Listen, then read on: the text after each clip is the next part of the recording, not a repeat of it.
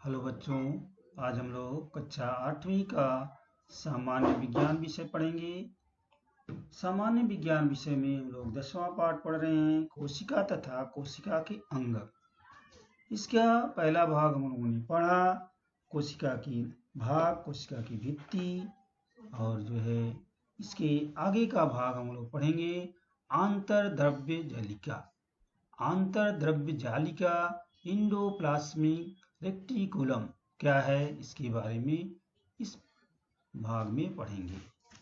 हम लोग इमारत यानी बिल्डिंग के बारे में जानते हैं। बिल्डिंग में कौन कौन सी पाइपें लगी हैं, कौन सा कार्य करती हैं, ये सामान्य रूप से आप देखते हैं, इस पर विचार करिए। उसी तरह इसका भी कार्य है, उसके बारे में पढ़ना है। ये चित्र है आंतरद्रव्य जालिका का, इसका एक केंद्रक है, ये राइबोसोम है इधर जो है।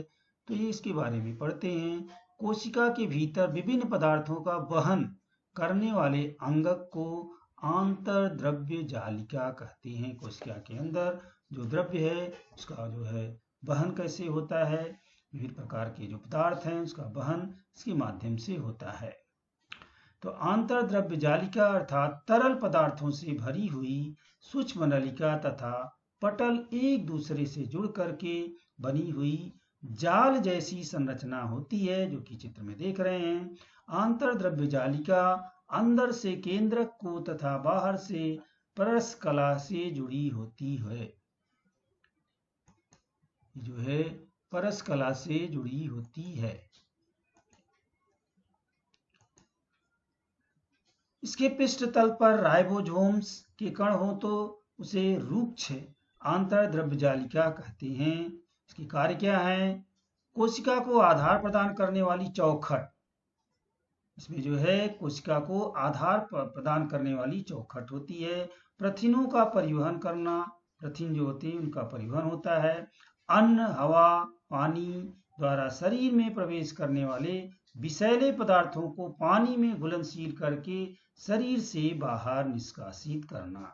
जो विषैले पदार्थ है जो शरीर को नुकसान करते हैं, ऐसी चीजों को ये कोशिका जो है रोक करके शरीर के बाहर पानी में घुलनशील करके शरीर के बाहर निष्कासित कर देती है। दूसरा है गाल्गी काय। गाल्गी पिंड इसे कहते हैं, गाल्गी कॉम्प्लेक्स जो है ये गाल्गी पिंड का चित्र है। इसमें जो भाग हैं इसका निरीक्षण करेंगे, ये चित्र को देखेंगे। इसमें स्रावी पीठिका इस तरह का जो दिखा गया है, इसको स्रावी पीठिका कहते हैं। ये जो चित्र छोटे छोटे हैं ये नवजात पीठिका है। ये चित्र यहाँ पे दिख रहे हैं, ये क्या है? ये पुटिका कहते हैं इसको। ये अवकाशिका इसको कहते हैं। इसमें जो है जगह होती है। पीठिका अंतर्गमन ये जो है भाग है, ऐसा वाला निर्मिती छम भाग ये है। तो इसकी चित्र के माध्यम से और इसके बारे में जानकारी लेंगे। गाल्गी का यानी गाल्गी पिंड, गाल्गी कॉम्प्लेक्स एक दूसरे से समांतर रची हुई 5 से 8 चपटी खोखली थैलियों से गाल्गी पिंड बनता है। जो है खोखली थैलियों जैसा रहता है। इन थैलियों को पुटिकाएं कहते हैं। इनमें विभिन्न प्रकार के प्रकीर्ण भरे होते हैं। आंतरद्रव्य जालिका द्वारा संश्लेषित किए हुए प्रथिन गोली पीठिकाओं में कैद होते हैं।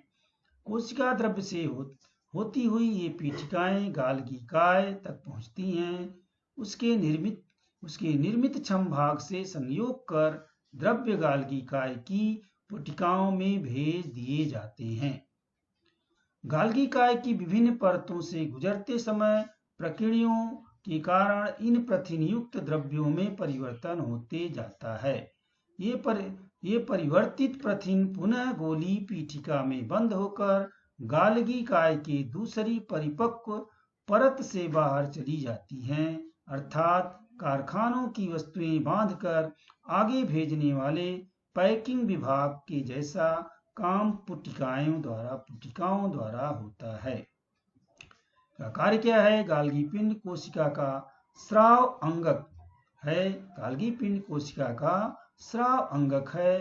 कोशिका में संश्लेषित हुए प्रकीर्ण प्रथिन रंग द्रव्य आदि पदार्थों में परिवर्तन करके उनका वर्गीकरण करना, उन्हें कोशिका में या कोशिका के बाहर अपेक्षित स्थानों तक पहुंचाना, रिक्तिकाओं और स्राव पीठिकाओं का निर्माण करना, कोशिका भित्ति, परसकला और लयकायिका के निर्माण में मदद करना।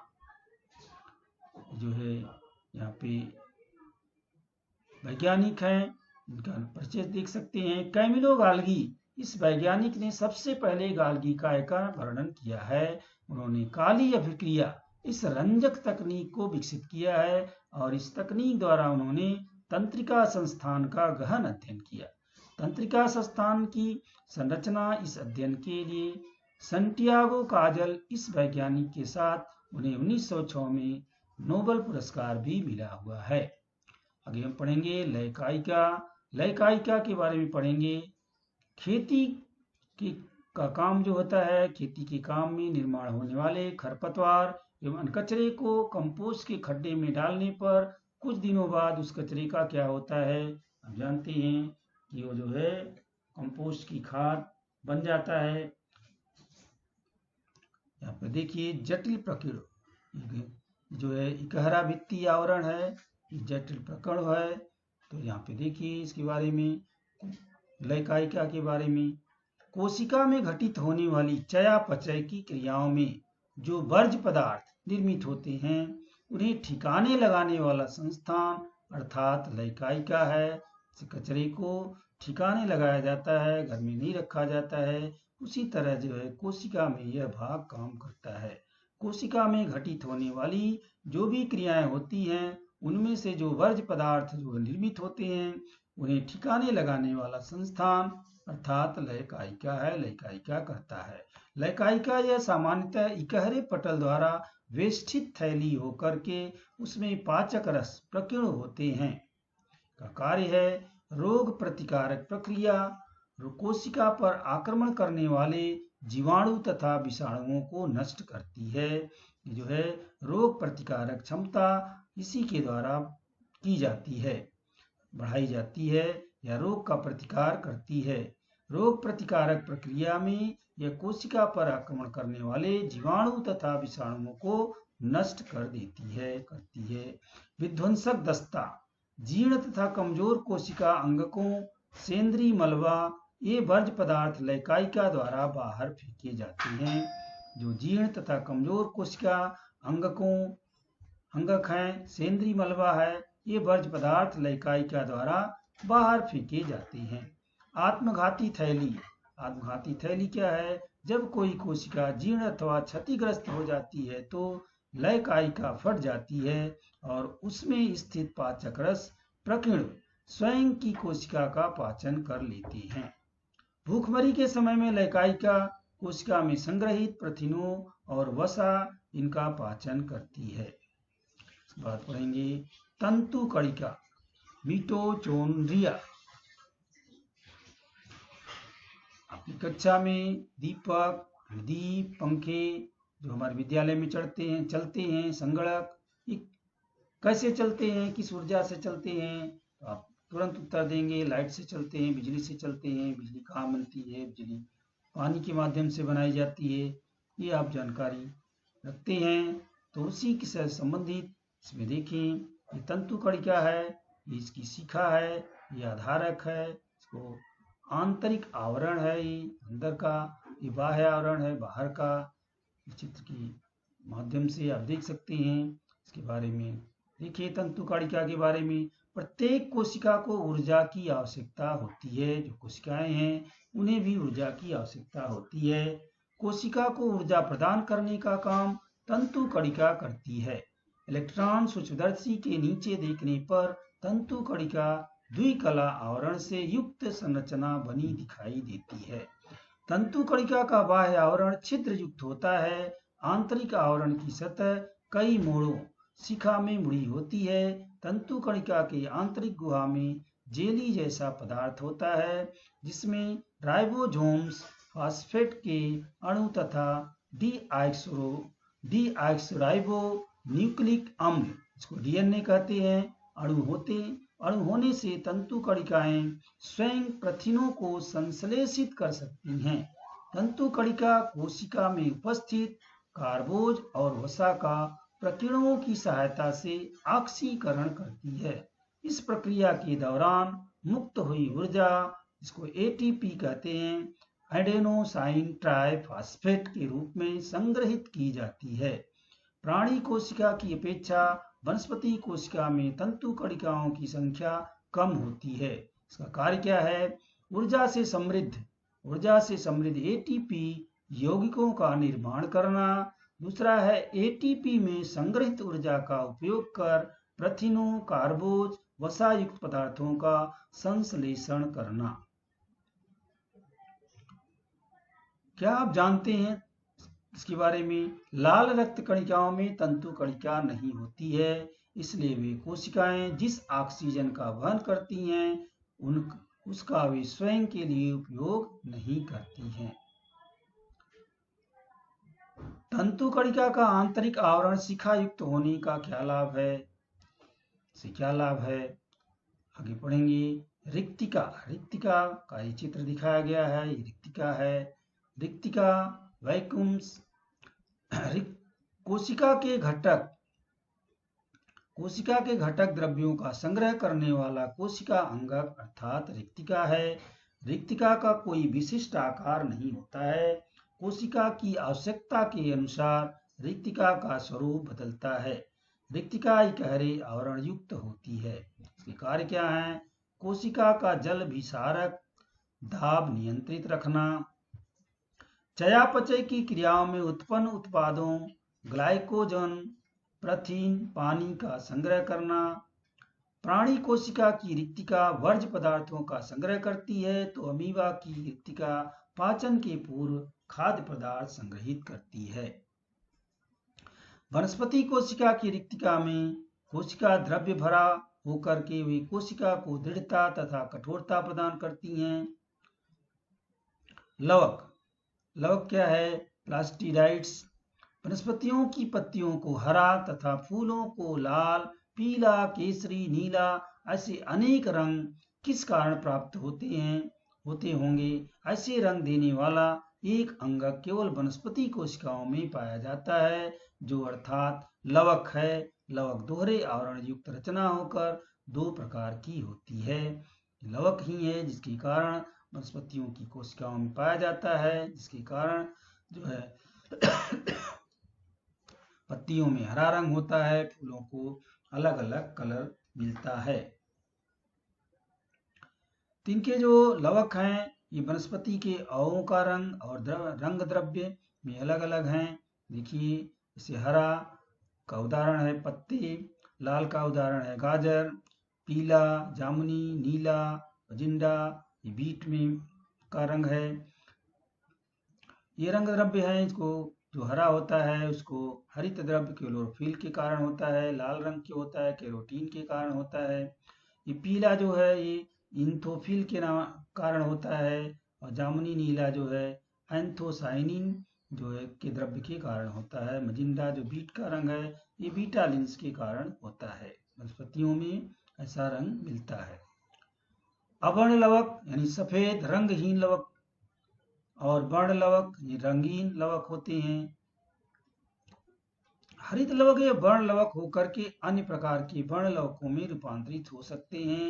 जैसे उदाहरण के लिए कच्चे हरे टमाटर के पकने के बाद हरित लवक का रूपांतरण लाइकोपीन में होने से टमाटर का जो रंग होता है लाल हो जाता है। पहले हरा रहता है लेकिन जो पकता है तो उसका रूपांतरण लाल में हो जाता है। हरित लवक क्या है? क्लोरोप्लास्ट। इसको कृति द्वारा देख सकते हैं। ये हरित लवक का चित्र है, ये इसमें दिखाए गए हैं। पीठिका है, जालिया द्रव्य, ये ग्रैना है, इधर ये आंतरिक आवरण है, यहाँ पे ये बाह्य आवरण है। दोनों आवरण के बीच की ये जगह है, ये थाइलाकाइड है। तो हरित लवक इसको कृति करके देख सकते हैं। क्रोटन यानी रियो वनस्पति की पत्ती की ऊपरी परत निकाल करके उसे कांच पट्टी पर रखकर उसमें स्थित वर्ण लवकों का संयुक्त सूक्ष्मदर्शी से निरीक्षण करें तो पता चलता है कि वनस्पतियों की पत्तियों में होने वाली जो प्रकाश संश्लेषण प्रक्रिया के लिए हरित लवक अत्यंत आवश्यक है। हरित लवक सौर ऊर्जा का रासायनिक ऊर्जा में रूपांतरण करते हैं। हरित लवक की पीठिकाओं में प्रकाश संश्लेषण के लिए आवश्यक प्रकीर्ण डीएनए, राइबोसोम्स और कार्बोज पदार्थ होते हैं। लवकों के कार्य क्या है इनके? हरित लवक और सौर ऊर्जा का अवशोषण करके उसका भोजन रूपी रासायनिक ऊर्जा में रूपांतरण करते हैं। वर्ण लवकों के कारण फूलों तथा फलों को रंग प्राप्त होता है। वर्ण लवक कार्बोज, स्निग्ध तथा प्रथिन पदार्थों का संश्लेषण तथा संग्रह करते हैं। तंतु कणिका तथा लवकों में डीएनए तथा राइबोसोम्स होने से ये अंगक स्वयं की प्रतिकृति बना सकते हैं। कोशिका की संरचना तथा अंगकों का अध्ययन करने के बाद पता चला होगा कि वनस्पति कोशिका और प्राणी कोशिका में पाए जाने वाले अंगकों के कारण कोशिका का कार्य ठीक तरह से चलता है। ऐसी विकसित कोशिकाओं को दृश्य केंद्र की कोशिका कहते हैं। पिछली कक्षा में हमने जीवाणुओं के आदि केंद्र की कोशिका का अध्ययन किया था। अब इन दोनों प्रकारों की कोशिकाओं का तुलनात्मक अध्ययन भी कर सकते हैं।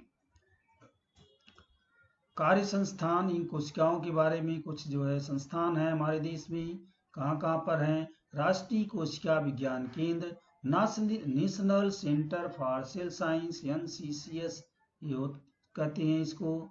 ये भारत सरकार के जैव प्रौद्योगिकी विभाग के अंतर्गत कार्य करने वाला ये स्वतंत्र संस्थान है। इस संस्थान का कार्यालय सावित्रीबाई फुले पुणे विश्वविद्यालय पुणे में है।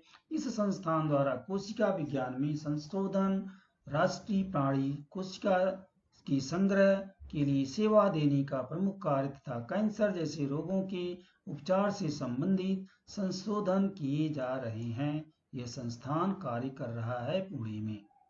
तो चलो दृश्य केंद्र की कोशिका और आदि केंद्र की कोशिका का तुलनात्मक अध्ययन करें। इनका आकार, दृश्य केंद्र की कोशिका का आकार 5 से 100 माइक्रोमीटर होता है, तो आदि केंद्र की कोशिका का 1 से 10 माइक्रोमीटर होता है। दृश्य केंद्र की कोशिका में गुणसूत्र की संख्या 1 से अधिक होती है, तो इसमें एक ही होती है। इसमें केंद्रक और केंद्रक यानी केंद्रपटल, केंद्र की और केंद्रक द्रव्य युक्त सुस्पष्ट केंद्रक होता है, और इसमें केंद्रक सदृश केंद्रकाभ होता है। दृश्य केंद्र की कोशिका में तंतु कणिका लवक होते हैं, और आदि केंद्र की कोशिका में आवरण युक्त अंगक नहीं होते हैं। जैसे उदाहरण है, उच्च विकसित एक कोशिकी तथा बहुकोशिकीय वनस्पति एवं प्राणियों में पाई जाती है। ये जबकि यहाँ पे इसके उदाहरण जीवाणु है। तो इस तरह से आज का सेशन यहीं पे समाप्त करते हैं। धन्यवाद।